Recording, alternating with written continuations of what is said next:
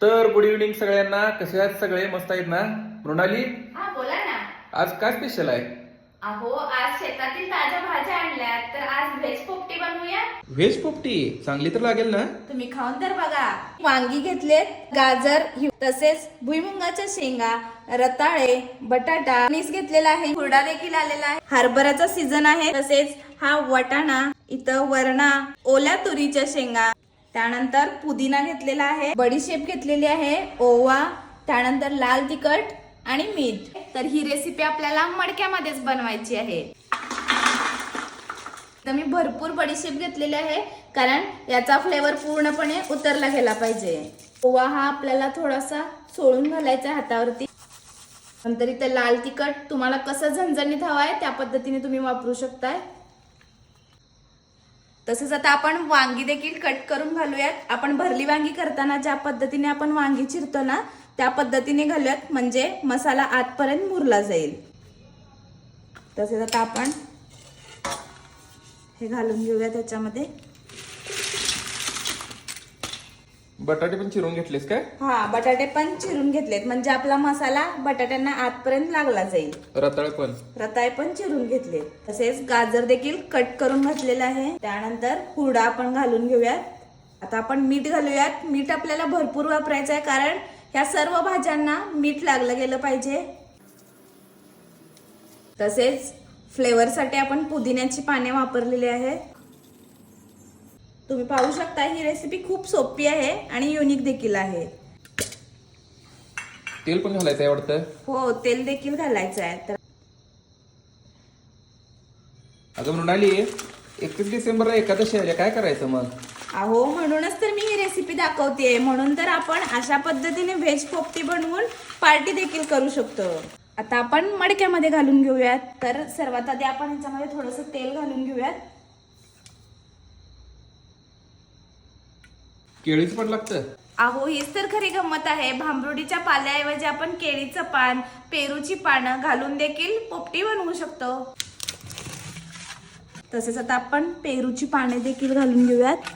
कणीस वापरलेला आहे, त्याचा पाला देखील ठेवलेला आहे. तर आता आपण भाज्या याच्यामध्ये घालून घेऊयात.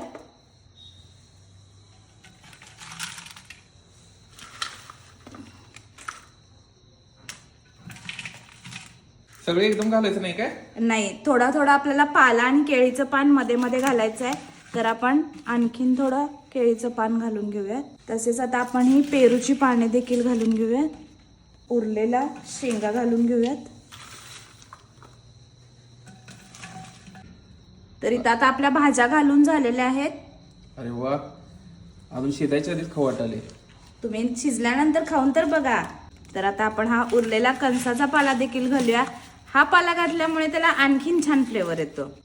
आता काय करायचं? तर इथं आता मी एक ह्याच्यावरती प्लेट घेतलेली आहे. ही प्लेट आपल्याला ह्यावर झाकायची आहे आणि आपण यावरती केळीचं पान बांधून घेऊयात.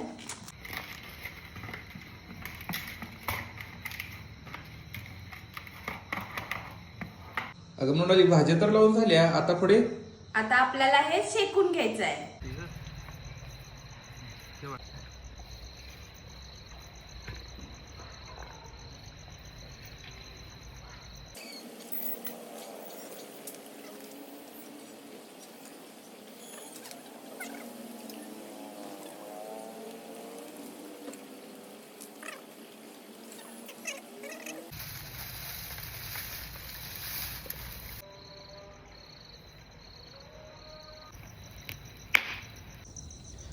तर जाळ बघा, वांड लागलाय की नाही? वांड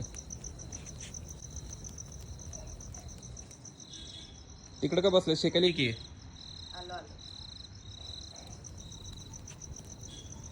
कधी एकदा शिजतोय असं झाले बघा. दिसते काय मडकं तुम्हाला?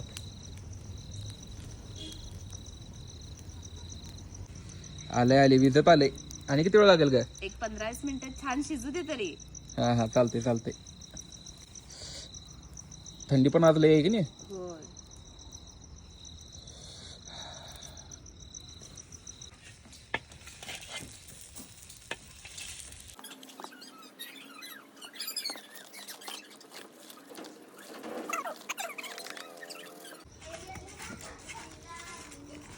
छान